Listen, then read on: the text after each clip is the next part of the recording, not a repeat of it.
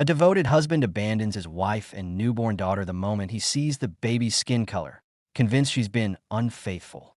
But 3 years later, a simple DNA test uncovers a truth so terrifying it shatters everything they thought they knew. Emily Thompson was only 25 when she met Mark Reynolds at a quiet coffee shop in California. She was a talented graphic designer with bright eyes and big dreams. He was 30, confident, charming, a software engineer whose smile made her heart race. Their connection was instant. Late-night talks turned into weekend beach trips, stolen kisses under starry skies, and promises that felt like forever. 2 years later, on a cliff overlooking the ocean, Mark got down on one knee and asked her to be his wife. Emily said yes without hesitation. Their wedding was small, intimate, perfect.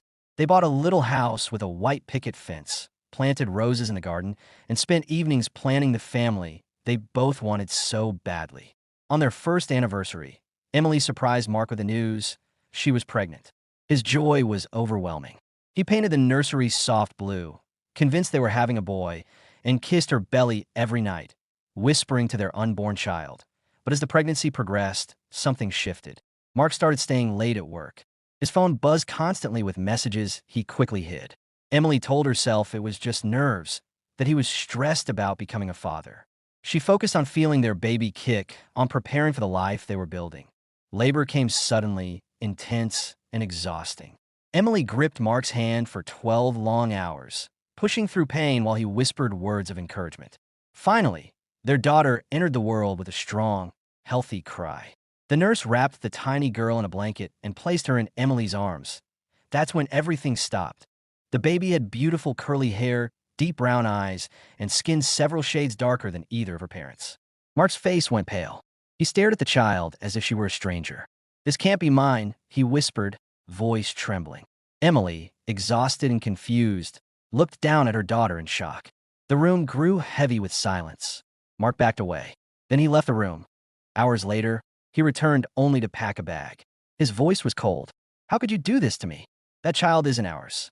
Emily begged him to listen, swore on everything she loved that she had never betrayed him, that she had been faithful every single day.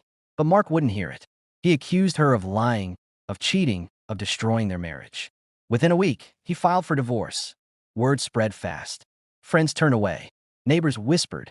Emily became the woman who got caught. Alone with a newborn she named Ava, after her own grandmother, she fought through sleepless nights, endless feedings, and a grief so deep it felt like drowning. She worked freelance from home, barely making ends meet, while Mark moved on with a coworker named Lisa, someone without complications, without a child he refused to claim. Ava grew into a bright, joyful toddler with a laugh that could light up the darkest days. Emily poured every ounce of love into her daughter, determined to give her the happiness Mark had taken away. But the questions never left her. How could Ava look so different? Their families were fair-skinned for generations. Emily searched online for answers, recessive genes, distant ancestry, but nothing added up. Mark thrived in his new life. Promotions at work, weekends with Lisa, a fresh start without the past weighing him down. He rarely thought about the family he'd left behind, that on Ava's second birthday, Emily baked a small cake and sang alone in the kitchen, tears falling as she lit the candles. A knock at the door startled her. It was Mark, holding a wrapped gift, looking older, tired. "I miss you," he said quietly. Emily's heart twisted, but the pain was still too raw. She closed the door without a word. As Ava approached her third birthday, Emily made a decision. Not for Mark, not for anyone else, just for herself and her daughter. She ordered a DNA test kit. She swabbed Ava's cheek gently while her little girl giggled, thinking it was a game. Then she swabbed her own. She mailed it with shaking hands, needing to know once and for all. Weeks later, the results arrived in an email that Emily's heart stopped as she read the words. Ava was 100% her biological daughter. But the paternal match to Mark? 0%. Confusion turned to panic. If Mark wasn't the father, then who was? Emily had never been with anyone else. She had loved only him. She read further. The report flagged unusual genetic markers, rare anomalies that suggested something far worse than infidelity. The lab recommended immediate follow-up testing and mentioned the possibility of a hospital error. Emily's mind flashed back to that chaotic night. The power flicker during shift change, the exhausted nurse rushing between rooms, the brief moment when multiple newborns were unattended. A cold dread settled in her chest. Could Ava have been switched at birth? The thought was unbearable. Another family raising her real child. Her daughter, her flesh and blood. Out there somewhere, thinking someone else was her mother. And Ava, the little girl who'd called her mama from her first word, who curled into her arms every night. Not hers by blood. Emily sat on the floor, clutching the printed report, tears streaming down her face as Ava played nearby, completely unaware that the only world she'd ever known was about to change forever. 3 years of love, sacrifice, and healing hung in the balance of one terrifying truth. Emily hired a private investigator named Tom, a man who'd seen too many family secrets unravel. He dug into hospital records from that night and found something chilling. 2 baby girls born within hours of each other. Emily's and another couple's, the Johnsons. Same hospital wing. Same overwhelmed nurse. A documented power outage. Misplaced ID bands. Emily tracked down Sarah and David Johnson. They lived in a beautiful home not far away, with a 3-year-old daughter named Lily. Blonde hair, blue eyes, fair skin that looked exactly like childhood photos of Mark. When Emily met Sarah in a quiet park, the resemblance between them was eerie. They shared their stories, voices breaking, and the pieces fell into place. New DNA tests confirmed the worst. Ava belonged biologically to the Johnsons. Lily was Emily and Mark's daughter. The hospital had covered up for years, burying complaints to avoid scandal and lawsuits. Emily's world collapsed again. She had raised another woman's child with every part of her soul, and her own daughter had grown up calling someone else mom. But love isn't just blood. Emily couldn't imagine life without Ava's morning cuddles, her silly dances, the way she said, "I love you," bigger than the sky. The Johnsons felt the same about Lily. No one wanted to tear the girls away from the only mothers they'd ever known. Emily called Mark. When he arrived, his face was gray with shock and guilt. "I left you over nothing," he whispered, voice cracking. "I judged you. I destroyed us because I couldn't see past my own stupidity." For the first time, he held Ava, really held her, tears falling as she curiously touched his face. Together, they fought the hospital. Evidence surfaced of multiple errors, silenced families, buried records. The case exploded into headlines. The baby swap scandal. Lives ruined. Trust shattered. Through months of legal battles and therapy, something unexpected happened. Emily and Mark began to heal, not just as parents, but as a couple. Mark showed up every day. He read bedtime stories to both girls during visits. He cooked dinners. He listened when Emily cried. He proved, slowly and consistently, that he was the man she once believed in. The families chose an extraordinary path, co-parenting both girls as one extended family. Ava and Lily became inseparable, playing like sisters, sharing toys and secrets. The girls grew up knowing the truth gently, with love on all sides. But the deepest terror came when routine testing on Lily revealed a rare genetic condition, one that had gone unnoticed in the Johnson household. Emily's insistence on thorough medical checks saved her biological daughter's life. Treatment began immediately. Lily thrived. Years passed. Emily and Mark renewed their vows in a quiet garden ceremony, with Ava and Lily scattering petals and giggling in matching dresses. Mark never took a single day for granted again. He told Emily every night how sorry he was, how grateful, how much he loved her. Emily started a support foundation for families affected by hospital errors, turning her pain into purpose. Ava grew into a confident, kind girl who knew she was chosen, not just born. Lily, healthy and happy, called Emily her bonus mom and ran to her for hugs just as fiercely. The hospital paid millions, changed protocols forever, and faced the consequences of lives they nearly destroyed. In quiet moments, Emily would look at her family, Mark laughing with the girls, Ava and Lily chasing each other in the yard, and feel a peace she never thought possible. They had lost years to fear and misunderstanding, but they had found something stronger, because real love doesn't need DNA to prove it's true. It shows up, it stays, it fights, and sometimes, after the darkest betrayal and the most terrifying truth, it comes home. The email stared back at Emily like a ghost. Ava was undeniably her daughter, but Mark contributed 0% paternally.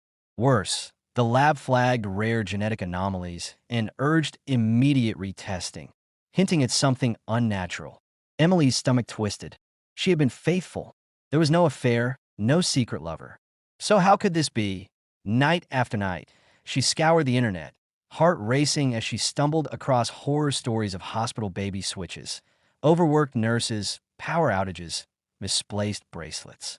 Memories flooded back. The flickering lights in the delivery ward, the frantic shift change, the moment the nurse hurried out with multiple newborns. Dread gripped her. What if Ava wasn't just different? What if she wasn't hers at all? Desperate for answers, Emily hired Tom, a seasoned private investigator who specialized in cold family cases. Within weeks, he uncovered chilling records. That same night, another couple, the Johnsons, delivered a baby girl in the room next door. Same wing, same exhausted nurse with a history of mistakes. A brief power failure. Two cribs, unlabeled for minutes, that Emily's hands shook as she found Sarah and David Johnson online. Their daughter, Lily, was 3, with fair skin, blonde curls, and blue eyes that mirrored Mark's baby photos. Emily arranged a meeting in a quiet cafe. When Sarah arrived, the resemblance between the two mothers was uncanny. They talked for hours, voices breaking, timelines aligning perfectly. Both babies born within an hour. Both girls taken for routine checks during the outage. Both returned to the wrong arms. Fresh DNA tests confirmed the nightmare. Ava belonged to the Johnsons by blood. Lily was Emily and Mark's biological child. The truth hit like a freight train. Emily had poured 3 years of sleepless nights, first smiles, and endless love into a child who wasn't hers genetically. Somewhere out there, her real daughter had grown up calling another woman mommy. The hospital had buried complaints for years, terrified of lawsuits. It wasn't just a mistake, it was a cover-up. Emily called Mark. He arrived within hours, face drained of color. For the first time, he looked at the DNA report without anger, only horror and crushing guilt. I walked away because of how she looked, he whispered, voice raw. I destroyed you, destroyed us, over nothing. He reached for Ava, who toddled toward him curiously, and held her close as tears fell. I'm so sorry, he told the little girl who'd done nothing wrong. The families met. Sarah and David were devastated too. They adored Lily with every fiber of their being. No one wanted to rip the girls from the only homes they'd known. Lawyers got involved. The hospital fought hard, but leaked records showed a pattern of negligence. The story exploded across headlines. Baby swap scandal rocks local hospital. 2 families torn apart. Through endless court dates and therapy, something shifted between Emily and Mark. He showed up daily. He learned Ava's favorite songs, packed lunches for playdates with Lily, sat with Emily through nightmares. He didn't make excuses anymore. He simply proved he was different. Slowly, painfully, trust rebuilt. The girls met and bonded instantly. Ava and Lily chased each other in parks, shared toys, giggled over secrets like true sisters. The adults chose a path no one expected, blended co-parenting. Weekends together. Holidays shared. 2 homes, 1 big family. Then came the deepest scare. During medical evaluations for the case, doctors discovered Lily carried a rare genetic disorder, one that had gone undetected in the Johnson home. Symptoms were subtle, but without early treatment, it could have turned fatal. Emily's push for full testing saved her biological daughter's life. Treatment started immediately. Lily bounced back stronger than ever. Years rolled forward. Emily and Mark stood in their garden one sunny afternoon, renewing vows in front of family and friends. Ava and Lily, now 6, scattered flower petals in matching dresses, laughing as they ran circles around the adults. Mark looked at Emily with eyes full of gratitude and promised, this time for real, to love her through anything. Emily turned her pain into power. She founded a foundation supporting families affected by medical mix-ups, speaking at conferences, pushing for stricter hospital protocols. Change came, millions in settlements, new laws, safer systems nationwide. Ava grew confident and kind, fully aware she was loved beyond blood. She called Sarah and David her extra parents without hesitation. Lily, healthy and vibrant, hugged Emily fiercely and nicknamed her bonus mom. The girls thrived, inseparable, proof that connection runs deeper than DNA. Mark never missed a school play, a bedtime story, a single moment. He told Emily every night how close he'd come to losing everything, how her strength pulled him back from the edge that I in quiet evenings. Emily watched her expanded family. Mark grilling dinner, the girls building forts, laughter filling the air, and fell whole in a way she never imagined possible after that devastating hospital day. They had lost years to fear, judgment, and lies. But they gained something unbreakable, because real love doesn't demand perfect origins. It chooses, it fights, it stays. And sometimes, after the most terrifying truths threaten to destroy everything, it rebuilds something even more beautiful. Love, in the end, always finds its way home.